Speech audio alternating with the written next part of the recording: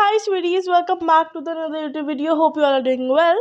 So today I will be discussing about my stream, that which stream I'm choosing and why. ठीक है, और थोड़ी सी tips दूंगी उनके लिए जब ये फ्रेश 10 स्टार्ट कर रहे हैं। तो सबसे पहले तो थैंक यू सो मच आप मेरी वीडियो देखने आए। हाँ, ये नॉर्मल वीडियो जिसमें मैं बनाती हूँ ये वैसी नहीं है, थोड़ा टॉपिक चेंज है, बट मैंने सोचा कि मैं अपने एक्सपीरियंस से भी थोड़ा शेयर करूँ, तो इसलिए मैं ये वीडियो बना रही हूँ। तो अगर आपको वीडियो अच्छी लगी तो ज़रूर लाइक करना एंड चैनल को ज़रूर सब्सक्राइब करना। पहले तो मैं बता दूँ कि थंबनेल में कोई और पिक और यहाँ कोई और, इसलिए क्योंकि मैंने जो कल वीडियो शूट करी थी वो अभी एडिटिंग के टाइम बहुत ज़्यादा लैग हो रही है वीडियो, एंड वो शूट कंटिन्यू मैं करती गई मुझे नहीं पता चला, एंड मैंने ये स्टुपिडिटी के चक्कर में वो चेक भी नहीं की कि वो वीडियो ठीक से शूट हो रही है या नहीं। वो बहुत ज़्यादा वीडियो लैग करी थी, मतलब रुक रुक के चल रही थी, तो इसलिए मैं वीडियो दोबारा शूट करी क्योंकि अभी यस मेरे पास टाइम है। आज वीडियो मेरे को पोस्ट करनी है, मंडे है आज 5 PM, तो इसलिए मैं आज ही बना रही हूँ एंड आज ही पोस्ट कर दूँगी एडिटिंग करके। Let's come to the topic. तो सबसे पहले जो 10th में आया तो बिल्कुल भी घबराने की ज़रूरत नहीं है, क्योंकि 10th है, कहते हैं ना दैट कि हवा बोर्ड्स का, ऐसा कुछ भी नहीं है। 10th super super easy class है 9th के कंपैरिजन में। हाँ, उसका सिलेबस बहुत ज़्यादा लेंदी है, 10th का इजी है बट लेंदी है। तो इसमें अब हम सिलेबस को कट नहीं कर सकते। CBSE हर साल थोड़ा थोड़ा पार्ट कट करता है। अगर इस ईयर भी जो सिलेबस है वो अपडेट होके आ चुका है एंड आई गेस बहुत कम चेंजेस हुए हैं। और बाकी मेरे बोर्ड्स हो गए हैं एंड मैं बताऊं आपको कि मेरे साथ 2 सब्जेक्ट्स में थोड़ी सी अनफेयरनेस हुई है। अब वो ऑफ कोर्स मैं ब्लेम नहीं कर सकती CBSE को, क्योंकि और भी बच्चे थे। जो चीज़ मुझे लगी मैं वो शेयर करूँगी। मेरे 6 सब्जेक्ट्स थे, English, Hindi, math, science, SST and IT information technology. तो मेरा इंग्लिश का पेपर, हिंदी का पेपर, SST का पेपर एंड IT का पेपर सुपर्ब गया है, मक्खन पेपर गया है। साइंस का पेपर भी बहुत अच्छा गया है, मैथ्स का पेपर भी बहुत अच्छा गया है, बट साइंस का पेपर बहुत ज़्यादा डिफ़िकल्ट था मेरे अकॉर्डिंग, मेरे लिए। 3 मार्क का क्वेश्चंस बहुत ज़्यादा और 2 मार्क का क्वेश्चंस बहुत ज़्यादा इन्होंने घुमा फिरा के दिए थे, तो जो चीज़ मुझे लगी।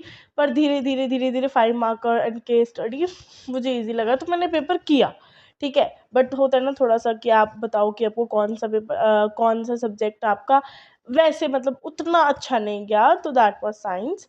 और फिर मैथ्स पे आती तो मैथ्स का मेरा डिफ़िकल्ट नहीं था, बट बहुत ज़्यादा ट्रिकी और लेंदी था। MCQs जो थे 20 मार्क्स के, वो बहुत ज़्यादा लेंदी थे, तो मेरे लिए आई कुड से कि बहुत ज़्यादा लेंदी पेपर था। और 3 मार्क का क्वेश्चंस बहुत ज़्यादा मुझे ट्रिकी लगे कंपैरिजन 5 मार्क में, क्योंकि 5 मार्क का क्वेश्चन डायरेक्ट थे, तो वो पेपर तो देखो सारा ही किया है, कुछ छोड़ा नहीं है।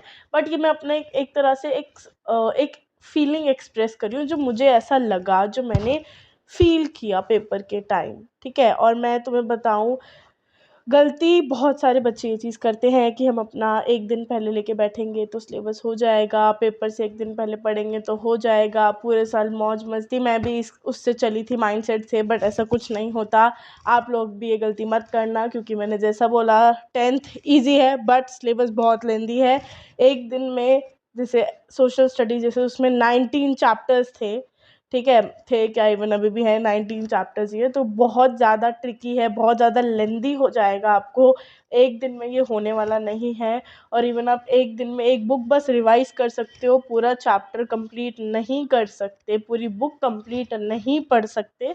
इसलिए माइक्रो मिनिमाइज़ द सिलेबस जितना हो सके। मेरी टीचर ने भी मुझे ये चीज़ बोली थी, एडवाइस बोली थी, एंड मैंने फिर जब, क्योंकि एंड आ गया था, नवंबर दिसंबर का टाइम था और मुझे था कि अब करना पड़ेगा, क्योंकि अगर अब छोड़ दिया तो फिर आगे फिर तो रह ही गया। फिर तो ये नहीं हो सकता कि भाई एक रात में ऐसा कुछ घोल के पी जाओगे तो सब कुछ याद हो जाएगा, ऐसा कुछ भी नहीं होता। ये बस एक प्रो लेजेंड OP वाला डायलॉग है कि एक दिन पहले, वो भी उनके लिए कि उनका सिलेबस कंप्लीट है तो वो एक दिन पहले रिवाइज कर सकते हैं। तुम एक दिन पहले सिलेबस को रिवाइज कर सकते हो, तुम एक दिन पहले पूरी पोथियां पढ़ नहीं सकते, that is not possible. Even maths is not possible. तुम इंग्लिश पढ़ सकते हो, मैं तुम्हें बोलूँ एक दिन पहले, तुम हिंदी पढ़ सकते हो, तुम IT तक पढ़ सकते हो एक दिन पहले, पर मेरा ऐसा मानना है कि जो 5 डेज़ का तुम्हें गैप मिलता है उसमें तुम यूटिलाइज़ करो। जैसे सपोज़ अगर मैं सोशल स्टडीज़ की बात करूँ, तो सोशल स्टडीज़ में 4 बुक्स हैं, तो तुम जो 5 छुट्टियाँ मिली उनमें से 4 में तुम वो एक-एक बुक रिवाइज़ कर लो एक-एक दिन में, और 5th में तुम एक sample paper plus mark work कर लो। मैंने ऐसा किया था, एंड मेरा टू बी ऑनेस्ट एसएसटी का पेपर, सोशल स्टडीज़ का पेपर बहुत बढ़िया गया। इवन मैंने इस बार आईटी का भी सैम्पल पेपर सॉल्व किया था 1 दिन पहले।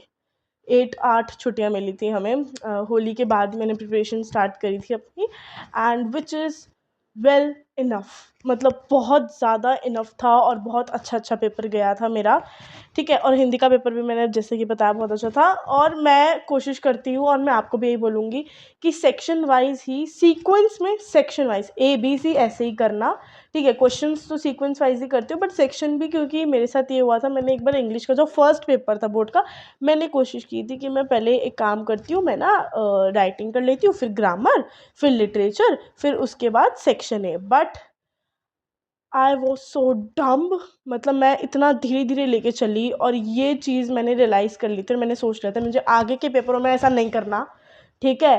क्योंकि एसएसटी का पेपर बहुत ज़्यादा लेंदी होता है, ठीक है। अगर मैं उसमें मैं इस ट्रिक के हिसाब से चली तो मेरा पेपर छूटा।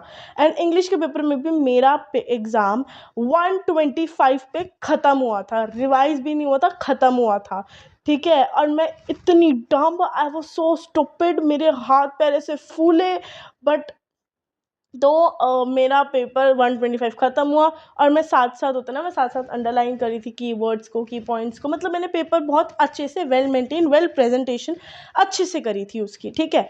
तो वही चीज़ मैं बोल रही हूँ, मेरे पास सिर्फ 5 मिनट्स से मैंने फटाफट अच्छे से रिवाइज़ किया। ऐसा नहीं मैंने रिवाइज़ नहीं किया, मैंने एग्ज़ाम पेपर रिवाइज़ किया, और मेरा रोल नंबर भी लास्ट का था, तो जब तक बेल बजी, फिर टीचर जब एग्ज़ामिनर्स जो थे वो औरों के पेपर ले रहे थे रोल नंबर वाइज़, ठीक है, तो मेरा रोल नंबर लास्ट का ही था, ज़्यादा लास्ट नहीं बोलूँगी, सेकंड लास्ट रोल नंबर मेरा था, जो मैं रूम में बैठी थी। तो उसके अकॉर्डिंग मैंने वो टाइम भी यूटिलाइज़ किया कि जब वो कलेक्ट करें, मैं फटाफट एक बार देख लूँ स्पेलिंग्स, क्योंकि हड़बड़ाहट में ना स्पेलिंग्स की भी मिस्टेक होती है इंग्लिश में, और कटते हैं मार्क्स। तो मैंने चेक किया, होप कि मेरा पेपर बहुत ज़्यादा अच्छा गया वो, और मैं ये नहीं बोलूँगी कि जल्दी, मतलब बहुत लेट ख़त्म हुआ तो गंदा गया, बिल्कुल भी नहीं। बट मैंने जो गलती करी थी कि मैंने क्योंकि यूजुअली मैं ये चीज़ करती नहीं, मैं हमेशा ऑर्डर में ही सेक्शन सीक्वेंस वाइज़ ही करती हूँ। इस बार मैंने थोड़ी गलती कर दी, जो कि मैंने आगे पेपर्स में बिल्कुल नहीं दोहराई। मैंने फिर आगे जो मेरा साइंस का रहा है, सोशल स्टडीज़ का रहा है, मैथ्स का रहा है, हिंदी का रहा है, इवन आईटी में भी मैंने सेक्शन वाइज़ ही एग्ज़ाम दिया था अपना। और क्योंकि एक होता है ना, आप एक फ़्लो बना रहता है फिर कि हाँ, हमने इस टाइम में ये किया, हमने इस टाइम पे ये किया, तो वो चीज़ एक तरह से अच्छी लगती है, वो चीज़ बनी रहती है। एंड मेरा एग्ज़ाम फिर हो गया था, अच्छा गया है। और ये थी ट्रिक, थोड़ी टिप्स यही दूँगी मैं आपको कि अपना सिलेबस को जितना हो सके मिनिमाइज़ करके चलना, ठीक है, साथ-साथ निपटाते रहना। अगर आपको स्टार्टिंग में भी नहीं पढ़ना, तो आप सितंबर तक, लास्ट सितंबर के बाद अपना सिलेबस कवर अप करना शुरू कर देना, क्योंकि सितंबर के बाद प्री बोर्ड्स आ जाते हैं, और प्री बोर्ड्स का पेपर बहुत धुआँधार बनता है। बहुत गंदा पेपर बनता है प्री बोर्ड्स का, स्कूल वाले बहुत गंदा पेपर बनाते हैं, मेरे साथ ऐसा हुआ है। तो मैं वही बोलूँगी कि अच्छा है वैसे, ऑल द बेस्ट, सबका अच्छा ही जाएगा। और हाँ, जिन बच्चों के अभी 10th के भी बोर्ड के एग्ज़ाम्स हुए हैं, वो रिज़ल्ट का वेट कर रहे हैं, मई में आएगा, कह रहे हैं इस बार की फर्स्ट वीक में दे देंगे। बाकी जब सीबीएसई अपडेट करेगा वो तो पता ही चल जाएगा। All the best to you. अब मेहनत अच्छी की है, सबने की है, अच्छे मार्क्स से सब पास हो जाएंगे, एंड आई रियली विश कि सबका एग्ज़ाम का रिज़ल्ट, बोर्ड रिज़ल्ट बहुत अच्छा है, even it is of 12th class और ऑफ 10th क्लास, ठीक है। तो अब आते हैं हम अपने सेकेंड टॉपिक पे, विच इज़ स्ट्रीम। तो मेरे स्कूल में 5 स्ट्रीम्स अवेलेबल है, साइंस, ठीक है, कॉमर्स, ओ एक मिनट क्या बोल दिया, वेट, मेरे स्कूल में 3 स्ट्रीम्स अवेलेबल है, साइंस, कॉमर्स, ह्यूमैनिटीज़, जो सबके में होती है, बट 5 सब पार्ट्स में, science, medical, non medical, commerce with maths, without maths, और ह्यूमैनिटीज़ का एक ग्रुप, तो ऐसे 5 सब पार्ट्स में वो है। तो मैं बता देती हूँ, साइंस मैंने ली नहीं, ना मुझे लेनी थी साइंस, ना मैंने मेडिकल ली, ना नॉन मेडिकल ली। अगर साइंस में केमिस्ट्री ना होती तो मैं एक बार सोचती साइंस को लेने के लिए, but chemistry of course mandatory compulsory subject है, तो इससे मैंने तो ऐसे हाथ जोड़ ली कि भाई मेरे से नहीं होगी साइंस, ना मैं कर सकती हूँ, ना मुझे लेनी है, ठीक है। जो चीज़ है वो है मेरा और मैं बताऊँ, साइंस मेरा वीकर सब्जेक्ट्स है, वीकर सब्जेक्ट है, जो कि मैंने बोला। सेकंड, साइंस में मेरा इतना सा भी इंटरेस्ट नहीं है, कि इतना सा इंटरेस्ट होता ना, मुझे शुरू से ही साइंस में इंटरेस्ट नहीं है, मुझे साइंस बहुत गंदी लगती थी। मेरा सोशल स्टडीज़ में इंटरेस्ट था, बट मुझे वो बहुत हार्ड लगती थी, उसमें थ्योरी बहुत थी, लर्न करना, वो चीज़ रटनी, वो चीज़ नहीं होती थी मेरे से। बट मेरा एसएसटी में इंटरेस्ट था, जो कि मैंने अच्छे से गैदर किया, इंटरेस्ट से पढ़ा, तो मुझे वो चीज़ हो गया, जो कि मैंने बोला। मेरा एग्ज़ाम भी बहुत अच्छा गया है। और रही बात मैथ्स की, मैथ्स में मेरा इंटरेस्ट हमेशा से था, और मुझे मैथ्स हमेशा से ही पसंद रहा है, कि चाहे वो कितना भी डिफ़िकल्ट हो, चाहे वो कितना भी ईज़ी हो, मेरा मैथ्स में हमेशा से इंटरेस्ट रहा है। तो इसलिए मैथ्स में बहुत इंटरेस्ट से पढ़ती थी, और इवन पढ़ूँगी आगे भी। तो मैंने ली है कॉमर्स। हाँ, मैं सीए नहीं कर रही, बट मैं कॉमर्स ही लूँगी, कॉमर्स ही ली है मैंने, और मेरे पास है 5 सब्जेक्ट्स। 5 सब्जेक्ट कौन-कौन से हैं? बीएसटी है, इको है, अकाउंट्स है, इंग्लिश है कंपल्सरी, और 5th जो ऑप्शनल सब्जेक्ट है, I have maths. Commerce with maths ली है मैंने। तो या मज़ा आ गया सुन के कि मैंने कॉमर्स विद मैथ्स लिया है। हाँ, तो मुझे क्योंकि आगे लग रहा था कि एक बार मेरे माइंड में आया था कि मैं कॉमर्स विदाउट मैथ्स लेती हूँ। बट जो भी मेरे कज़न्स हैं, मैंने उनकी सुनी, अपने घर वालों की सुनी, अपने टीचर्स की सुनी। उन्होंने बोला कि अगर तेरा मैथ्स में इंटरेस्ट है, तो तू मैथ्स ले ले। और मैं अपने दिल से ये बात बोलूँगी, किसी के आने बहकाने इसमें नहीं सुनूँगी। मुझे स्ट्रीम जो कॉमर्स थी, वो मुझे स्टार्टिंग से लेनी थी, और ये चीज़ मैंने जो अपनी फर्स्ट इंट्रोडक्शन वीडियो जो बनाई थी 6-7 मंथ्स पहले आई गेस, उसमें भी मैंने कॉमर्स विद मैथ्स ही बोली थी। तो ऐसा तो नहीं है कि मेरा स्ट्रीम एकदम से बदल गया, बिल्कुल भी नहीं। मेरा स्टार्टिंग से था, इवन मैंने 8th से सोच रखा था कि मुझे 10th में जाके कॉमर्स विद मैथ्स ही लेनी है। हाँ, मैं बीच-बीच में थोड़ी अटकी हूँ कि मैं विदाउट मैथ्स ले लूँ या आर्ट्स ले लूँ, क्योंकि साइंस से तो मैंने नाता ही तोड़ दिया था कि नहीं भाई, साइंस तो मुझे करनी ही नहीं है। बट फिर मुझे था कि यार, ह्यूमैनिटीज़ में थोड़ा थ्योरी पार्ट है जो मैं नहीं कर सकती। हाँ, कॉमर्स में भी बीएसटी में है थ्योरी पार्ट, बट इतना नहीं है। ठीक है, उसमें आप खुद भी करोगे ना, मतलब वो एक कॉमन सेंस, मतलब ये कॉमर्स ऐसा सब्जेक्ट है, ऐसी स्ट्रीम है, जो आपके रियल लाइफ में भी एप्लीकेबल है। ठीक है, तो वो चीज़ तुम लॉजिक लगा के कर सकते हो। बाकी सब्जेक्ट जो ह्यूमैनिटीज़ हो गए, उसमें तुम्हें पूरा कॉन्सेप्ट कह रही हूँ, कॉन्सेप्ट को एक तो मैं फंबल बहुत करती हूँ, उसके लिए आई एम सॉरी। मतलब मुझे वो चीज़ प्रॉब्लम होती है, किसी-किसी को, तो मुझे ये प्रॉब्लम है। बाकी तो होता है ना कि थ्योरी पार्ट है, आपको कॉन्सेप्ट बिल्ड करना पड़ता है, समझना पड़ता है उतना। तो मेरे से वो चीज़ रटा-रटाई नहीं होती, तो इसलिए मैंने वो इसलिए नहीं ली, यही रीज़न है। तो this is all for the video. मैंने थोड़ा अपना शेयर किया जो मुझे लगा। तो do subscribe my channel and like this video if you actually liked it.